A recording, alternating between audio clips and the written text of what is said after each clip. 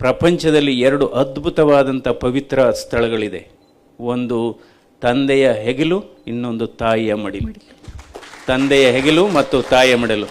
ತಾಯಿಯ ಮಡಿಲಲ್ಲಿ ಸಿಗತಕ್ಕಂಥ ತೃಪ್ತಿ, ನೆಮ್ಮದಿ, ಸಂತೋಷ ಪ್ರಪಂಚದಲ್ಲಿ ಎಲ್ಲೂ ಸಿಗೋದಿಲ್ಲ. ಅದರಿಂದ ತಂದೆ ತಾಯಿಗಳನ್ನ ಯಾರ್ಯಾರು ಚೆನ್ನಾಗಿ ನೋಡ್ಕೊತಾರೆ, ಬಹುಶಃ ಅವರ ಮನೆಗಳಲ್ಲೇ ದೇವರು ವಾಸ ಮಾಡ್ತಾನೆ ಅಂತ ಹೇಳ್ತಾರೆ.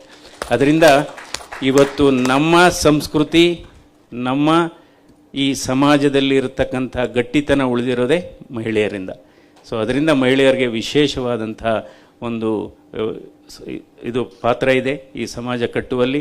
ಅದರಿಂದ ಎಲ್ಲೋ ಒಂದು ಕಡೆ, ಆದರೆ ಇನ್ನೂ ಕೂಡ ಯಾವಾಗ ನಮ್ಮ ದೇಶ ಪರಿಪೂರ್ಣ ಸ್ವಾತಂತ್ರ್ಯ ಅಂದರೆ ಮನೆಯಲ್ಲಿ ಹೆಣ್ಣು ಮಕ್ಕಳು ಹುಟ್ಟಿದಂಥ ಸಂದರ್ಭದಲ್ಲಿ ಸಿಹಿ ಹಂಚುವ ವಾತಾವರಣ ಬರಬೇಕು.